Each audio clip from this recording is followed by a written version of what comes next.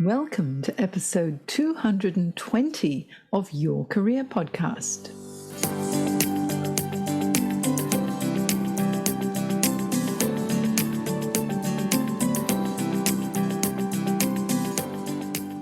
Welcome back to Your Career Podcast. Now, I'm excited in this episode because I am sharing my interview with Jeff Young, the LinkedIn guru. For the past 13 years, Jeff has been helping the global community to understand how to use LinkedIn as a powerful networking tool by developing genuine relationships. I met Jeff on LinkedIn, of course, as I was drawn to his warm and engaging style of posts. When I discovered what a fascinating life he has led, I knew I had to share his story on Your Career Podcast. Now, before I share this wonderful interview with Jeff, if you're finding things a challenge in your career due to organizational restructure, code restrictions, or you find you just can't get that promotion to move to the next level in your chosen role, I have a wealth of support for you in the Careers Academy. Now, this is for you whether you are looking for a job or seeking career growth and progression. I'm currently adding even more valuable support programs, guides, and videos for you, and I'll be throwing open the doors very shortly. If you go to www.thecareersacademy.online now, you can get on the wait list to be notified as soon as all my new support resources are available on demand. Now, if you're listening to this podcast after the doors have opened, go and check it all out, because you'll find out what you get in my career transition program or my career growth program, or my very special new program, which I call the Rule the World Lifetime Access Program. That sounds pretty good, doesn't it? The Rule the World program provides lifetime access to all my online resources, templates, and career assessments, plus one-on-one coaching with me and my monthly group coaching calls for a lifetime. See you in the Careers Academy online. Now, let's find out about my very special guest, Jeff Young. Prior to becoming the LinkedIn guru, Jeff's career took an interesting journey from project management to IT consulting and then human resources. He discovered that his unique technical and people skills were highly valued as a director and account manager with Intellinex, an e-learning venture of Ernst Young, where he led and mentored thousands of professionals across numerous organizations. Upon retirement, Jeff knew he was not ready for retirement, that's in inverted commas, as most people know it. He began a new chapter of his life providing valuable volunteering work as teacher on all things LinkedIn for relationship development. He's been called the LinkedIn guru, and he now regularly trains professionals on how to harness LinkedIn to network effectively. And now let's welcome Jeff Young, the LinkedIn guru, to the show. Good morning, Jeff. Good morning. And it feels so weird saying that, Jane, because it's 7:30 in the evening for me, but it is 9:30 in the morning for you. So good morning and namaste, of course. And namaste to you too. I'm so happy that you're on this show because I've been following you on LinkedIn and we've been corresponding for quite a few years now. And we have some lovely people in common, like Shelley Elslinger, and she's just amazing with the Kind Club that you're part of as well. And so now having you on Your Career Podcast is such an honor. And I want to find out all about your career journey and then all the amazing things that you're doing for people on LinkedIn now. So how about, Jeff, to kick us off, you tell us a little bit about, back in the early days, what were your early career aspirations? Okay, well, first of all, thank you again for inviting me to be here. You're right. I've been following you for quite some time, and we've been connected for quite some time. And I enjoy all of the things that you've done, especially some of the partnerships and collaborations that you've done with and I didn't call you this when we first met, but we can maybe rename this podcast Fun with Jeff and Jane. Okay. And I only give myself top billing on that one because I'm paraphrasing a movie that I saw that was a funny movie one time called Fun with Dick and Jane. So thank you again for having me. And I love what you do, and I love what you do with other folks like Jillian and Shelley. And there's just, it just amazes me how many great people you find out on LinkedIn. So to answer your question, my earliest memories of what I wanted to be when I grow up was actually an astronaut. I kind of grew up in the 60s, so I was fascinated with the moonshot, and a hero of mine was Neil Armstrong, who was actually from Ohio. He wasn't from Columbus, Ohio, but he was from Ohio. So that was one of the earliest memories I have of wanting to be an astronaut. Now, I never got there, of course, although some people would think I'm kind of spacey. But no, I didn't get there. From that standpoint, when I got lucky that really when I got a little bit later in my life and went to high school, I had a very, very good guidance counselor who said, you're pretty good at math. Maybe you ought to get into computers. And I went, computers, that's interesting. I don't know much about them. What's good about them? And he said, well, it pays well. And I went, oh, okay. I'll take that. And I did actually go to school to become a computer expert, if you will. And so, my earliest job was actually being a down and dirty programmer. And that was back in the mid 70s. And from that standpoint, I got paid about down and dirty as well. I mean, I got paid slightly less than dirt, but because just coming out of, I never went, well, not never. I went to a technical school in order to get an associate degree so that I could get into the business. I was around computing so long ago, Jane, that they called it business data processing. IT, they didn't call it IT then. It wasn't information technology. It was business data processing. Ooh. Back in the day. Okay. But the thing is that early on, I mean, getting into business data processing or information technology, as we like to call it now, that was something quite new and different. Because to be honest, when I was growing up, I had no idea about computers. We didn't have computers. I remember in high school, I learned how to type on a manual typewriter.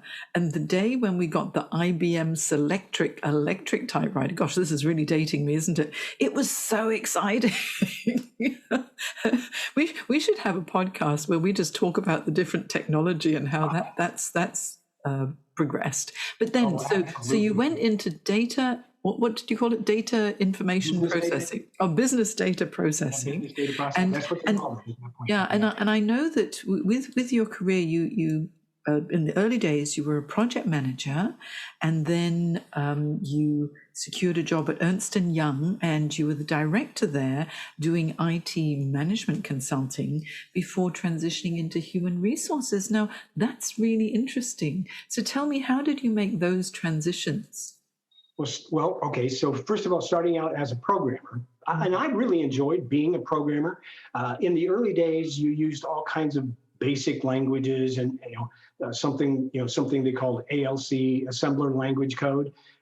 Boy, I'm really dating myself on that one. Nobody's going to understand that. They're not going to understand what I just said. But so I enjoyed it because it was very gratifying for me to tell the computer what to do and then actually have it do it.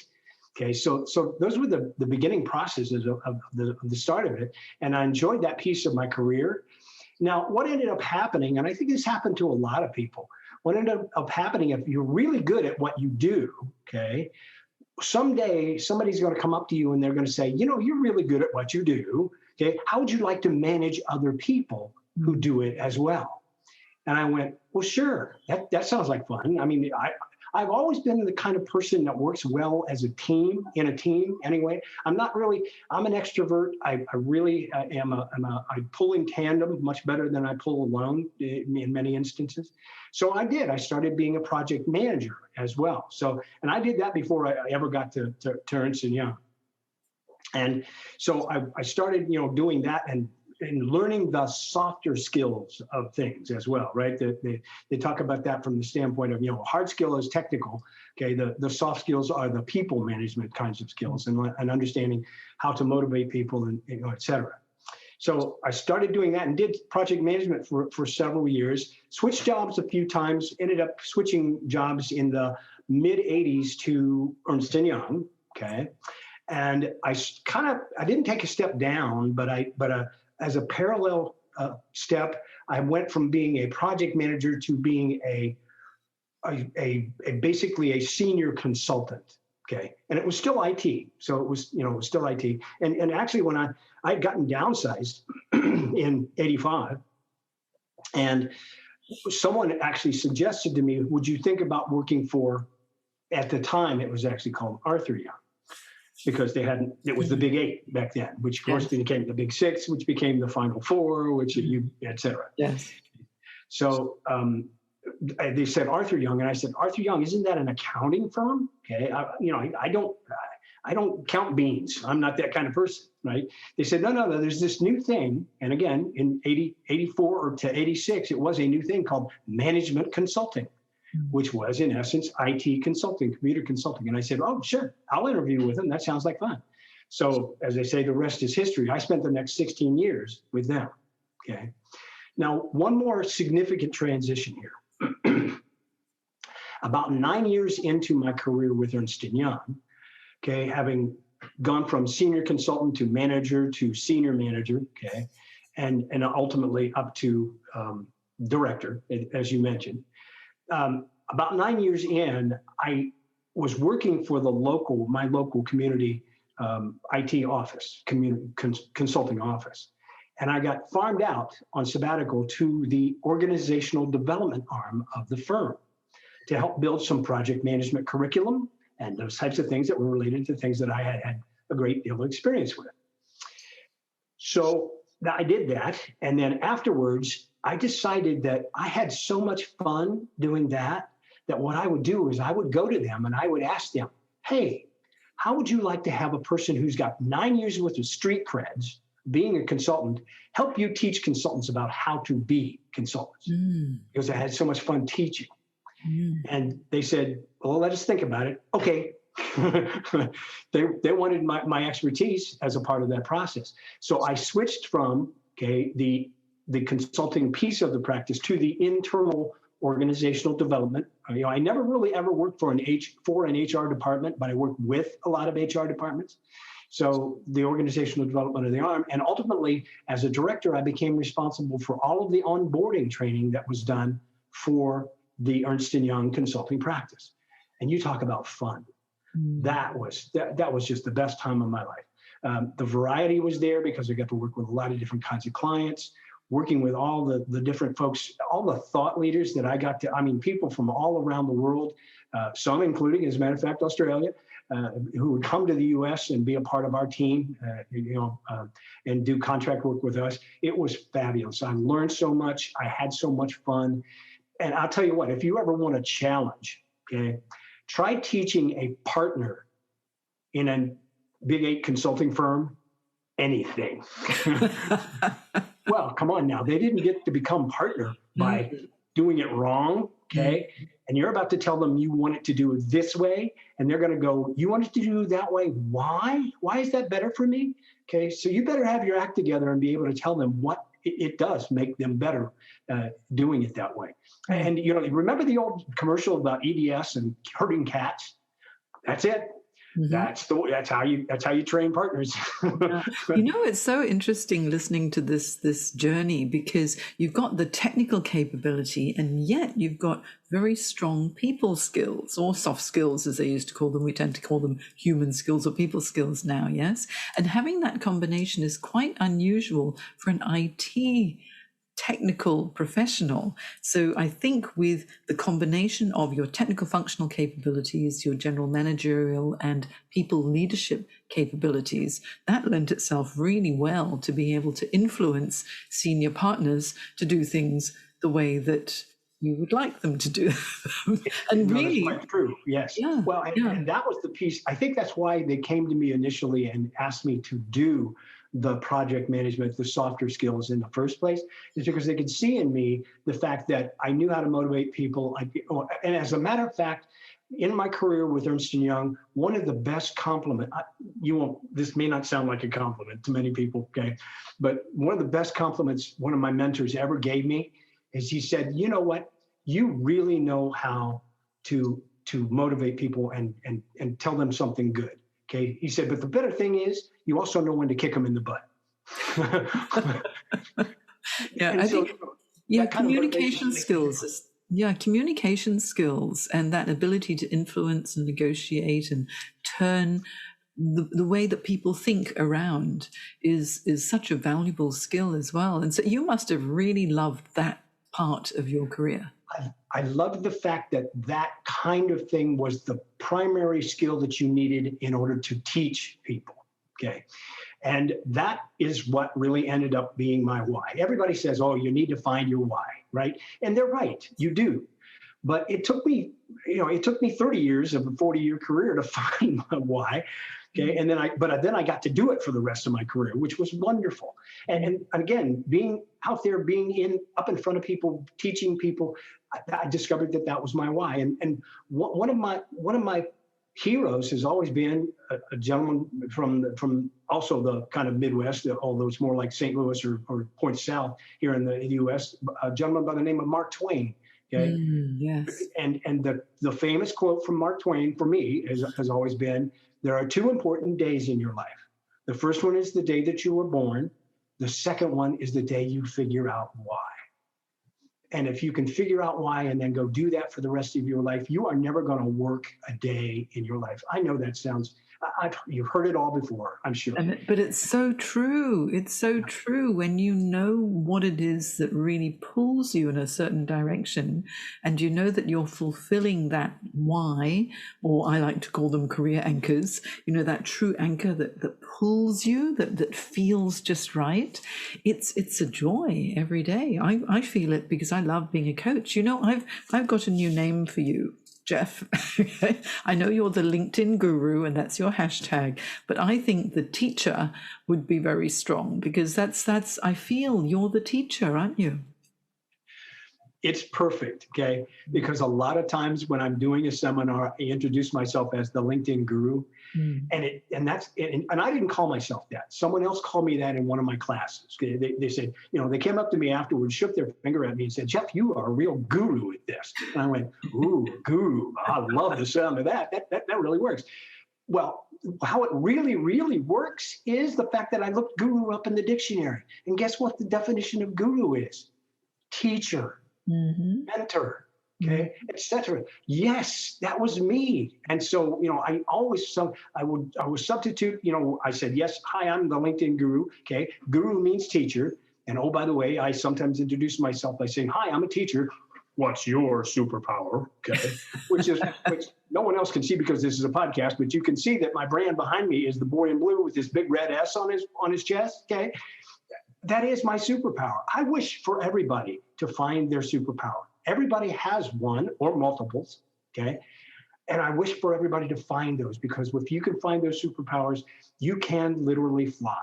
It's amazing. You'll feel like you're flying anyway. Yeah, I absolutely agree with you. And I have to say, the background image for you with Superman ripping open his shirt and revealing the Superman logo is so powerful. I'm going to have to use that when I do a post on LinkedIn with that, because it looks so good. Looks so good, Jeff. And you know what? Because you are the teacher, now you had many, many years, a really successful career from IT, from project management to IT, to management consulting, to human resources and assisting people. But then you've had this wonderful, illustrious career, and then you transitioned into, now I'm using my fingers as inverted commas here, Retirement. Now, so many people, now this is where, because your career podcast is all about career transitions and how to make a successful transition. This is really interesting because this was not just a few years ago. This was many years ago that you transitioned into what people would normally call retirement. And then you think, oh, you'll go and play golf or put your feet up or, lie on a beach and sip cocktails. But no, that's not what you did. You became a LinkedIn trainer, teacher, volunteering in so many amazing places to assist. And it's been so many years. It's been over a decade that you have been the LinkedIn guru, and you do this with such passion. So tell me about this transition. What happened? Well, the transition, again, I retired in 2008, at the beginning of 2008. And I guess I should say that, retirement never felt like to me that I would go out and play golf. It's just not my thing. I liked golf. I mean, I actually used to refer to golf, though, sometimes as a good walk spoiled. Yes. Because, it could be very frustrating. As a matter of fact, I never really played good golf until I stopped caring about it so much and being so frustrated and just calmed down and enjoyed the walk. So at any rate, so it was never fishing, it was never golfing, et cetera. It was just going to be the next chapter. And that took some planning, okay?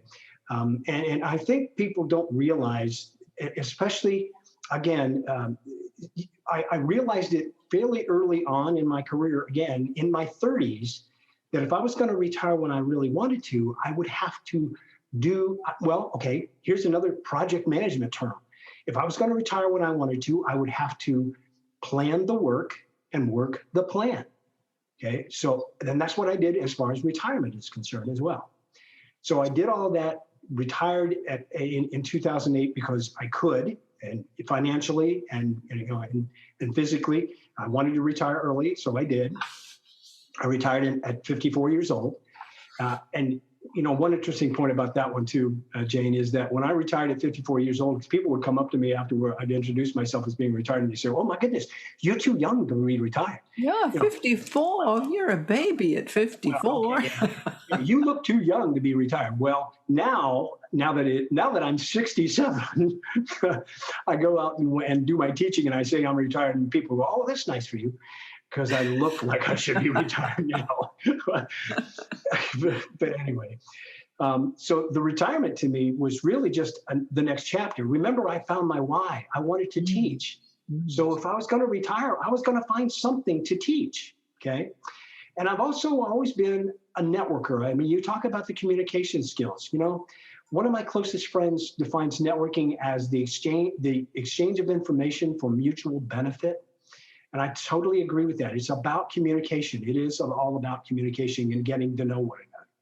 So when I retired, I knew I wanted to continue to network. And when I retired, I also, I relied on my network. I said, I want to continue to network. What's a tool that I should use to do that with? And to a person, they all said, LinkedIn. You've got to do LinkedIn, and this is in 2008. So LinkedIn was only about 5 years old at the time. Okay. But in 2008, it was still the thing to do. It was still a thing to network from a professional basis. Okay. So I looked at LinkedIn and I said, I don't know much about this. Now I've had a LinkedIn account since 2004. Okay. Because someone told me that you need a LinkedIn account. You've got to have a LinkedIn account or you don't exist. So I did what typically everybody else does. I created a LinkedIn account and I just let it sit there. It did nothing for 3 or 4 years. So in 2008, I looked at my account and I went, I need to learn about this. I need to understand how to do this. Okay. Because I've never done anything like this before. And so I've never really been a Facebook fan, not really. So I needed to learn how. And to me, the easiest and best way for me to learn how was to go back to my why and say, let's teach it to other people. I'll learn about it by teaching it to other people. And that's exactly what I started to do. I used to teach 2 seminars a month, which became 4 seminars a month, which became 6 seminars a month, which at one point in time, we actually became 9 seminars in 1 month. And when it got to the 9 level, I looked at myself in the mirror and went, hey, you're retired. What are you doing 9 seminars a month for? That's too much like work. Okay. So I tailed it back, and now I do 5 or 6 seminars a month. And that doesn't feel like work. That gives me plenty of time to do whatever else I want to do as far as retirement is concerned. But I became, and as I said before, someone ended up calling me the LinkedIn guru, which matches with teacher, which says, yep, that's what I'm going to do. And I'm going to continue to do it as long as there's a need and as long as people appreciate my doing it. And the good news for me was, and I don't know about good news for anybody else, but the good news for me was that I could do it and I didn't have to worry about being paid for it. Because let me explain one other thing in terms of being, with a company like Ernst Young. It was absolutely nothing to do a 70 or 80 hour work week for a company like that. And on the road, 85% of the time, never in your local community, right? So when I retired, I wanted to contribute to my local community. I wanted to get involved in my local community. So I started teaching LinkedIn in my local community, okay? And I did, and I focused, and I still do focus on that, teaching, there's at least 2 or 3 a month that I do that are focused on nonprofits and other organizations that are here in my local community. So that was the process. I wanted to give back to my community. I wanted to do something like that. So that's why I do it for free. Believe me, I've got nothing. I'm not against people making money. I mean, everybody should be paid for what they do, but I just get paid in something different, right? If people actually go to my profile and look, they will see that I get paid in 3 C's: coffee, conversation, and occasionally chocolate. And yes, people do pay me in chocolate. Well, I think that's fantastic. If I was in Columbus, Ohio right now, I'd be running over with a huge block of Toblerone for you. Well, and sometimes I also, by the way, when I say that in one of my seminars, I also say, oh, by the way, Chardonnay is a really good C as well. So, and people have actually paid me in Chardonnay as well. And why stop it there? The thing is that, coffee and conversation, that conjures up a lot of warmth and friendliness and relationship development. And, chocolate is, makes you feel happy anyway. So it's a really happy feeling that you are imparting onto your local community, but not just your local community, because LinkedIn is global. It's to everybody. And that's how I found you. Or I don't know, somehow we stumbled across each other, I'm sure through the network and other people who have that same mission in life to make a difference in their community. And you're part of this wonderful thing on LinkedIn called the Kind Club.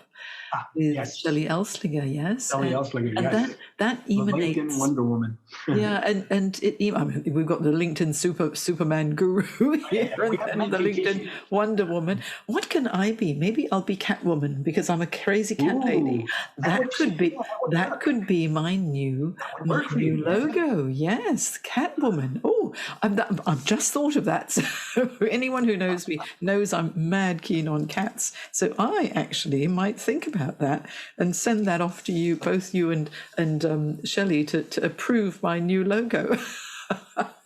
How good would that be? But yes, so we met, and part of the Kind Club. Can you tell me a little bit about that and your involvement?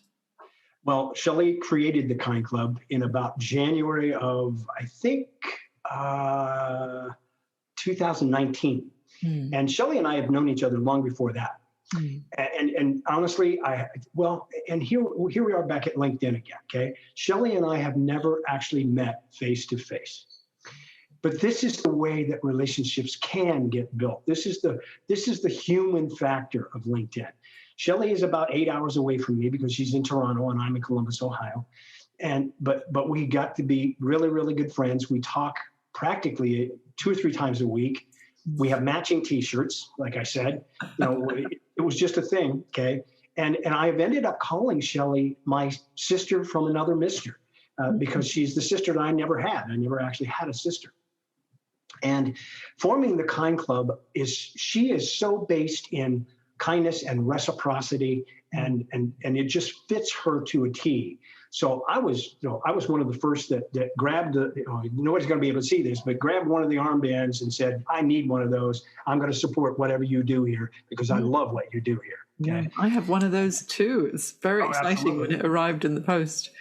there again, LinkedIn helped spread that word, that hashtag, Decide to be kind. Yes. Exactly. Hashtag decide to be kind around the globe. And those have traveled thousands and thousands of miles. So that's the beauty of LinkedIn. It's just amazing to me. Shelley and I have gotten to be such close friends that we have actually the last 2 straight years exchanged Christmas presents, but we've never actually met. Mm-hmm. Isn't that great? I mean, wonderful. It's a warm and fuzzy feeling just saying things like that, because it is possible through a tool like LinkedIn. Okay?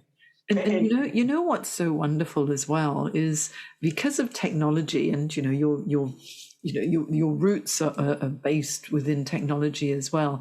Being able to not only speak on the phone and to type messages to each other on LinkedIn, we can also have videos and voice recordings, and then now we've got Zoom, so you can take it to the next level where you can actually look at each other and have a really good chat in real time. That's made the entire world such a tiny little place.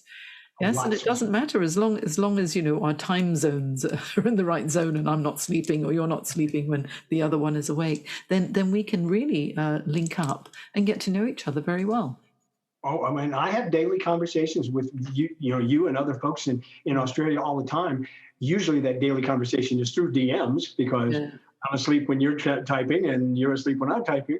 But obviously, we can arrange for these kinds of things as well. I mean, I've done LinkedIn Lives with other folks in Australia.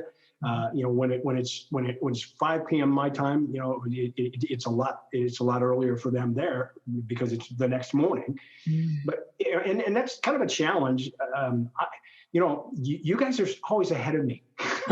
You are always ahead of me. I mean, 18 hours. In your case, 14 hours ahead of me. So no matter what I'm doing, I'm playing catch up. But on LinkedIn, it's possible to do that. That's a good thing. And because of, I get to comment on your stuff, you get to comment on my stuff, and it's like having a conversation. It's just not quite as good as a Zoom conversation, like this is, where you can actually see each other, see the smiles, and have a lot of smiles. Okay, it makes a big difference. To me, connecting with someone on LinkedIn is the continuation of a relationship, not the beginning of a relationship. A lot of people try to connect with people they don't have any idea who they are. Honestly, that's not my thing.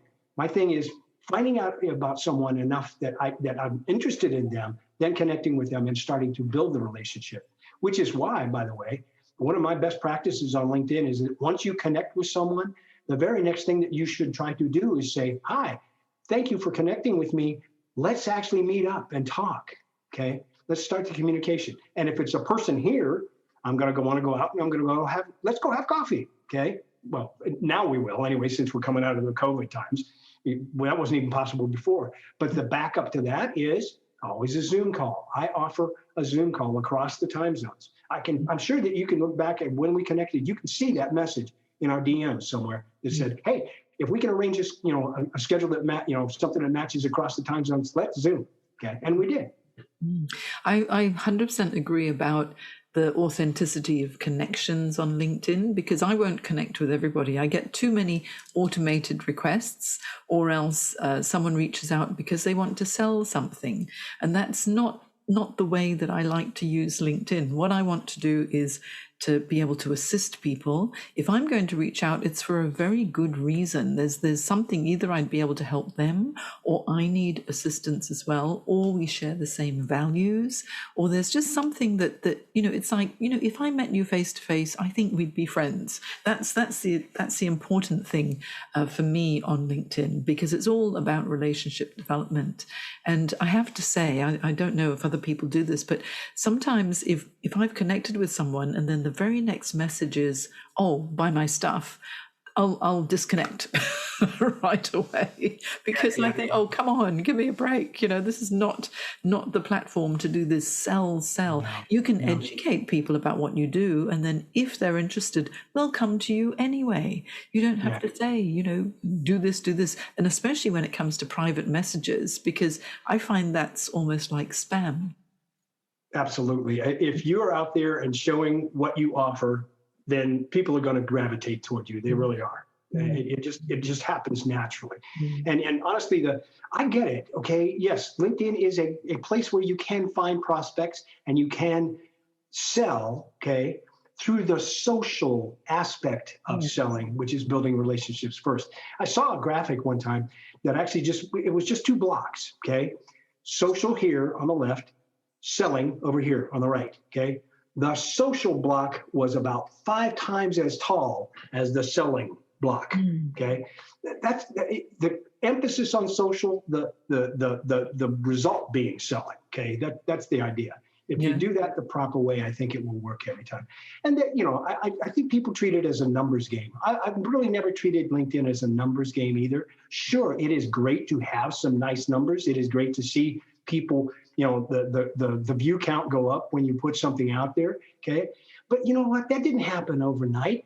That never happens overnight, not if it's done well, okay? When I first posted, nobody knew who I was. Nobody knew who the guru was except my own network. And my own network is the ones that actually passed it on to other people to help me, and then LinkedIn helped as well.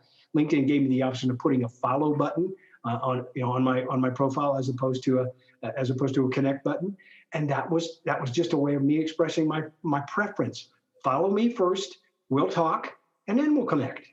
There's nothing wrong with that. It works well in either way, but that's what works well for me. Yeah.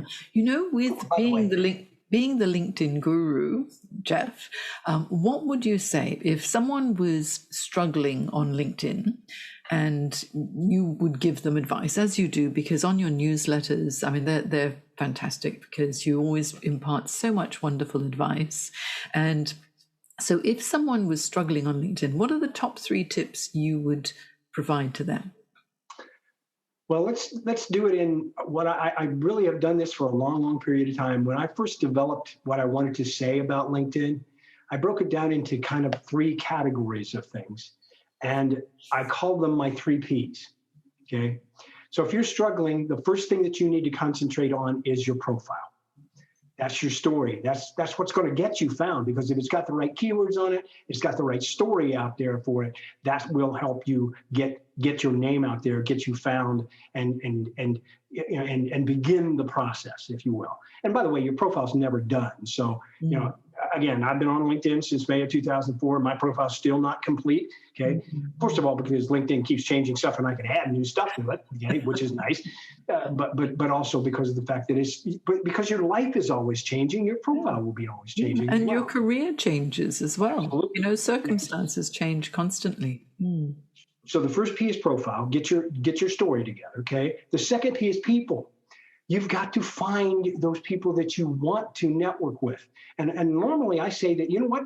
You've got an address book. You've got people that you already know. Ask them to connect first of all, because they'd return your phone call. They'll probably say yes when you ask them to connect, okay?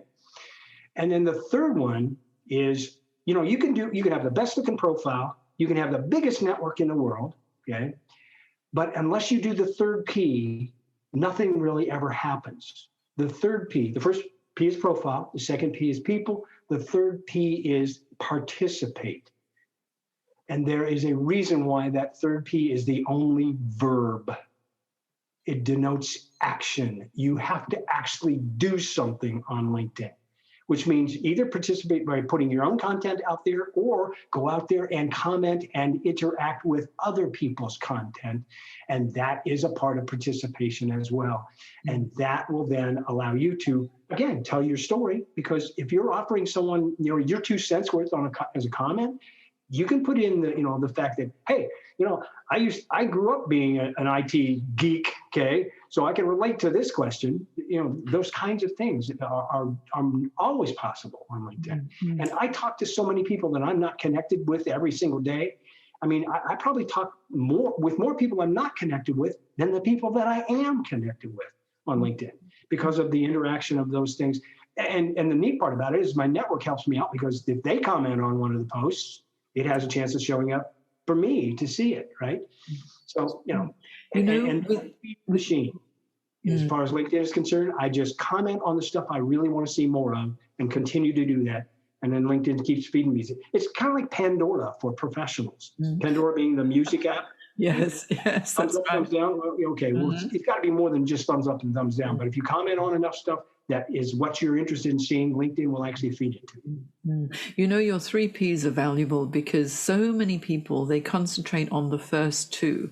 They put a profile up there, but it's a static profile. They connect with people, but they don't get to know the people. But with the P number 3, where you actually participate and there's the toing and froing, a bit like having a conversation. It's got to be a two-way conversation, hasn't it? Otherwise, all you're doing is lecturing. So the 3Ps, that's a fantastic way of putting it to help people.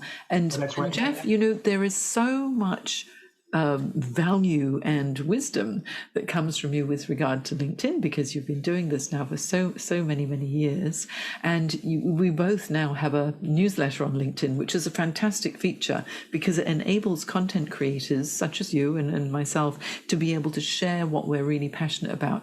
I'm all about careers, you're all about LinkedIn and connection. And so tell us about your newsletter, because I want people to go there and follow your newsletter as well. Yes, thank you. I appreciate that.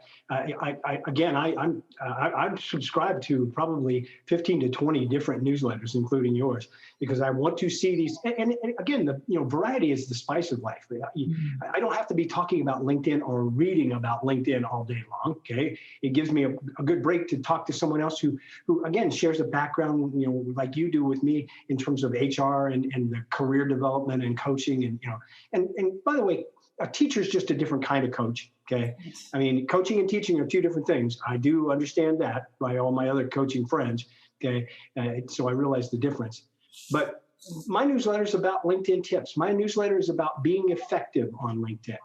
And to me, being effective is knowing how the tool works, understanding it in detail enough so that you can accomplish what you need to accomplish on it in a few minutes, and then go off and do what's really important, which is the rest of the networking in person and building those relationships inside and outside of LinkedIn. But if you want, please, you can see not only my newsletter, but other things. If you just go to my profile, click the follow button. Okay. If you really want to see my newsletter, then what you're going to have to do is go to my profile, scroll down to where it says see all activity, click that, and then click the articles button. Now, this will work for you as well. So I recommend that people do the very same thing on your profile. Go down, scroll down, click see all activity, click articles, then click that first article, which will probably be a newsletter. Okay. And once you click that newsletter, then you will see the subscribe button, and you can click subscribe, and you'll get another one the next time that it comes out. That's a major difference. That's one of the reasons that newsletters are so powerful on LinkedIn. It's one of the only places on LinkedIn that you can be guaranteed of getting someone's content because you clicked a subscribe button. Now, okay, in all fairness, I have to warn people, yes, if you click the subscribe button, you are going to get an email from me, okay? But you're only going to get one more email a month because I only publish my newsletter once a month. So it is just one more, but you will be notified. And if you want to be sure to be notified, the only way to do that is to subscribe. And I love that feature as far as LinkedIn is concerned. I wish they'd continue to roll it out to everybody. Yes, they were rolling it out and then they stopped for a while. But you know what would be really good that I wish that they would do on LinkedIn is make it easier for people to subscribe to your newsletter. So, for example, if they landed on your profile and right up at the top where there's the follow or the connect button, there is subscribe to newsletter button, then that would make it so much easier. If people follow you, they'll be notified anyway, but it's just they may just want the newsletter, and I think that would be a really good extra button to add there too. Now, Jeff, I could talk to you all day, and I'm sorry I've kept you a little bit over time today, but it's because it's been so interesting. And what final thoughts would you like to leave with us with regard to careers or transition or retirement or LinkedIn? Well, I think one of the things that I subscribe to as a teacher, okay, is that I think the best teachers show you where to look, but they don't tell you what to see, okay. So for me, do that same thing on LinkedIn. Just because I'm using it a certain way doesn't mean that you have to use it that certain way. Find out what it really is for you. And I think more than anything else, a lot of us have said this many times as well. It's true in life, It's true on LinkedIn. Go to LinkedIn with a purpose. Go to LinkedIn with a goal in mind. Because if you do that, you'll be focused enough to find what you need out of LinkedIn. Because I can almost guarantee you, if you want to do something, you probably can, okay? Using a tool like LinkedIn, because it's about networking. And honestly, networking is like air. You need it to survive. Mm-hmm. Very, very wise words from Jeff Young, the LinkedIn guru. Thank you so much for your time, Jeff. It's been absolutely magic. And I've enjoyed looking at the Superman logo behind you as well. I have enjoyed this entire time. Thank you so much. I would love to talk to you again sometime on Zoom and compare notes again, because that's part of the beauty of LinkedIn, is it allows you to actually get together with folks that you admire and compare some notes. Oh, Thank you. Definitely. We will be collaborating. I hope you enjoyed this episode of Your Career Podcast. You know I love providing career inspiration and advice, as I'm on a mission to make careers guidance and support accessible and affordable to all who need it.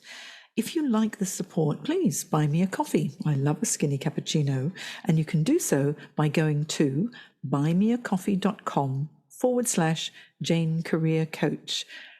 I wonder if you will. Now, I've more support for you at www.thecareersacademy.online too, and plenty of free resources that you can also download. So thanks for listening. Stay safe and stay well.